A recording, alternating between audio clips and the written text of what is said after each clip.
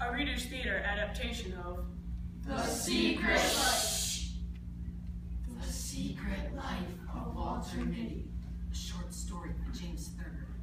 We're going through. The commander's voice was like thin ice breaky. He wore his full dress uniform, with a heavily braided white cap pulled down rakishly over one cold gray eye. We can't make it, sir. It's spoiling for a hurricane, if you ask me. I'm not asking you, Lieutenant Berg. Throw on the power lights. Rover up to 8,500. We're going through.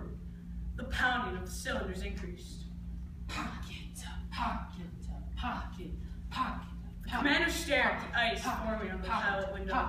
He walked over and twisted a row of complicated dials. Switch on number 8 auxiliary. Switch on number 8 auxiliary, aye, sir.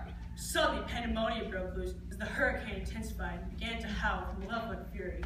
A woman's scream rose above the bedlam, and a lovely, dark-haired ensign broke under the tension and began to sob from fright. We're not going to make it. We're not going to make it. Come on, Son Smithers. This is no time to fall apart. Have I ever failed to bring you through before? Why? No, sir. That's a good girl. Full strength to number 3 turret. Full strength to number 3 turret, aye, sir. The crew, bending to their various tasks, as if bending to their tasks in a huge, hurtling, 8-engine Navy hydroplane, looked at each other and grinned. The old man will get us through. The old man ain't afraid of nothing. Not so fast! You're driving too fast! What are you driving so fast for? Walter Mitty looked at his wife in the car seat beside him in shocked astonishment. She seemed grossly unfamiliar. You were up to 55! You know I don't like to go more than 40! You were up to 55! Walter Mitty drove on in silence toward Waterbury with the roaring of the SN-202 through the worst storm in 20 years of naval flying, fading into the remote, intimate airways of his mind. You're all tensed up again! It's one of your days! I wish you let Dr. Renshaw look you over. He stopped the car in front of the building where his wife went to have her hair done.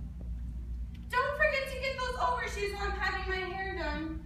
I don't need overshoes. We've been all through that. You're not a young man any longer. He raced the engine a little. Why don't you wear your gloves? Have you lost them again? He reached into a pocket and brought out the gloves. Watching his wife get out of the car, he put them on. When she had turned and gone into the building, he had already driven to a red light. He took them off again. Pick it up, brother! A traffic cop snapped at Mitty as the light changed. Mitty hastily pulled on the gloves and lurched ahead. He drove around the streets aimlessly for a while and then past the hospital on his way to the parking lot.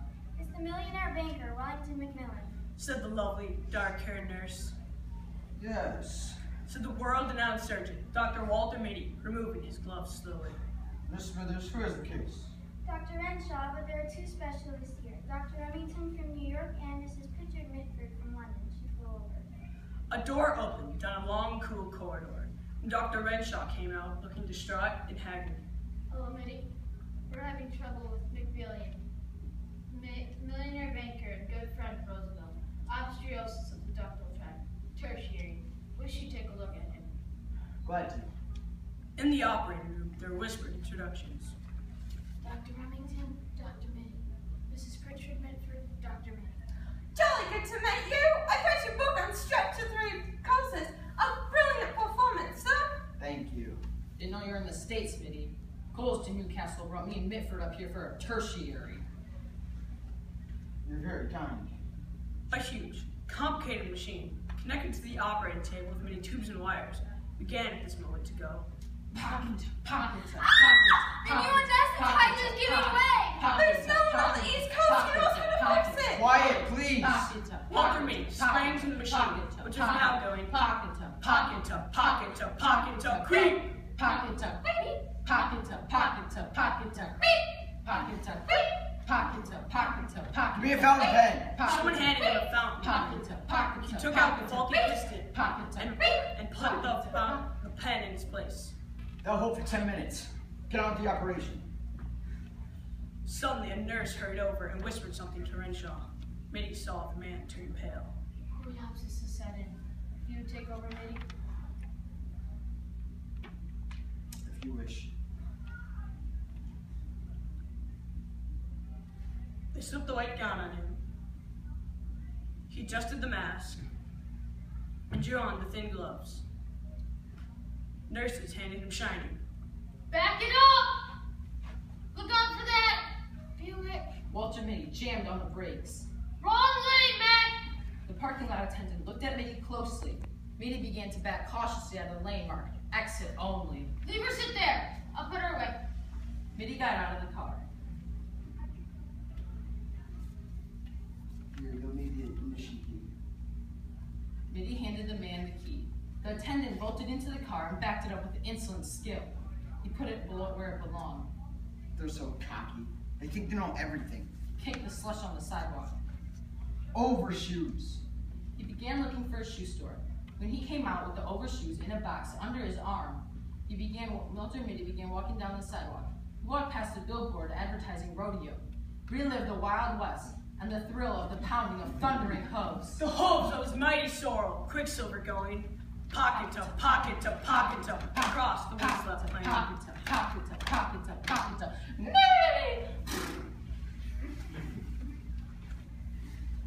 Walter Mitty, the most feared man west of the Pecos, rode in Tombstone Gulch. Word of his arrival spread like wildfire among the townspeople. Mitty, the kid's in town! Mitty, the kid's in town! Mothers hastily pulled their children indoors. Johnny, you get in here right now! Oh, Ma. Shopkeepers hastily closed their shutters and looked from behind doorways. Mitty strode confidently down the street, down toward the Bon Ton Cafe.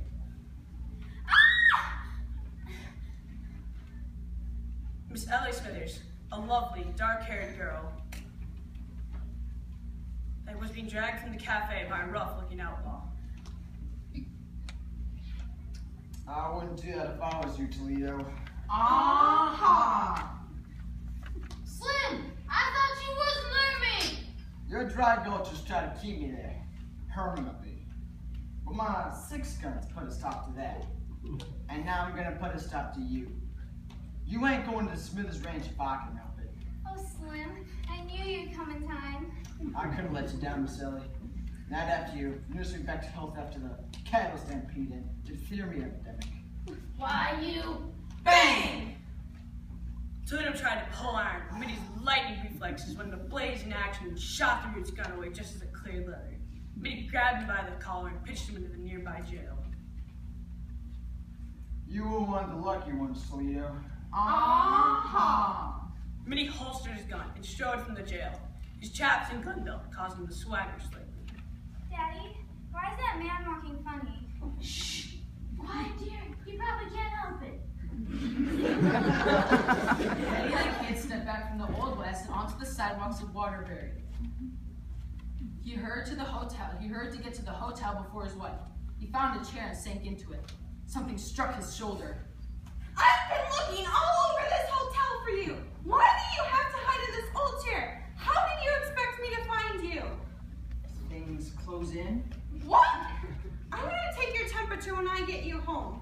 They walked through the revolving doors, which made a faint, decisive, swishing sound when you pushed them. It was 2 blocks to the parking lot. When they got to the drugstore on the corner, she said, Wait here for me. I forgot something. I won't be a minute. She was more than a minute. It began to rain. Rain with sleet and hail. Mitty stood up against the wall of the drugstore. He put his shoulders back. And his heels together, he stoically glanced at the line of riflemen. Dispense with that handkerchief. I will die like a man. Then, with that faint, fleeting smile playing on his face, he faced the firing squad, erect and motionless, proud and disdainful. Walter Mitty, the undefeated, inscrutable to the last.